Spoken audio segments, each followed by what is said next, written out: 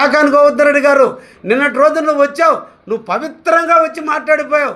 నీ బిడ్డను పక్కన కూర్చోబెట్టి చాలా పవిత్రంగా రాజకీయ విద్యలు నేర్పడానికి ఆ పాపను కూడా తీసుకొచ్చి కూర్చోబెట్టావు.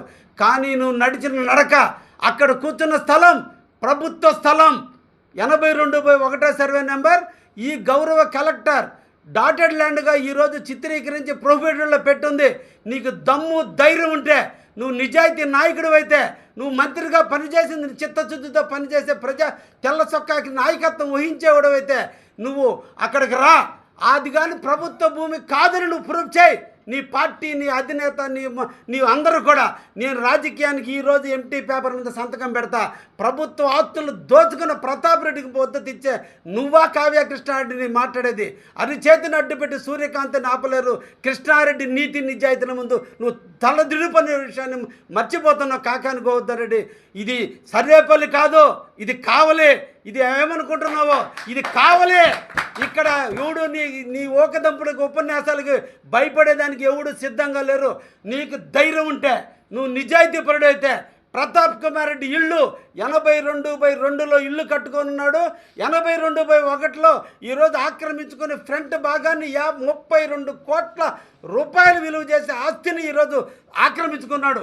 నీకు ధైర్యం ఉంటే నీ రాజశేఖర రెడ్డి బొమ్మైనా పెట్టు, కానీ ప్రభుత్వానికి దాన్ని అండగట్టు తప్ప నువ్వు దుర్మార్గంగా. అటువంటి దుర్మార్గులు అంటే మీరిద్దరు క్లాస్మేట్స్.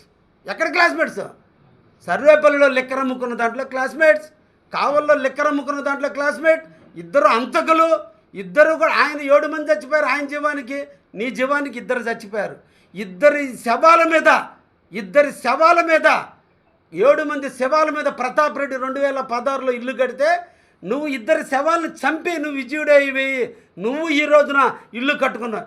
మీరే కావ్య కృష్ణారెడ్డి గురించి మాట్లాడే అర్హత నక్కకి నాగలోకానికి. అవినీతిలో పుట్టిన మీ ఇద్దరు నీతితో బతికే నేను ఎక్కడ?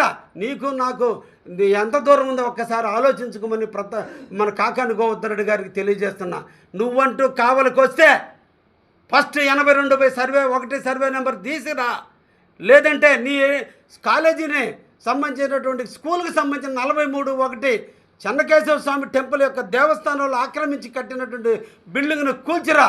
తర్వాత మన ఇద్దరం కూడా ఎయిర్పోర్ట్ స్థలాలకు పోదాం, రుద్రకోటలో ఉండే క్వారీకి పోదాం, అదేవిధంగా దామారంలో పోదాం, లేదంటే అల్లూరు మండలంలో నార్త్ ఆమలూరు పోదాం.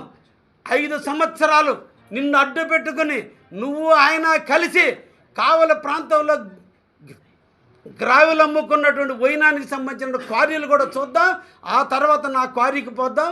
నా క్వారీలో చింతాకంత పొరపాటు ఉంటే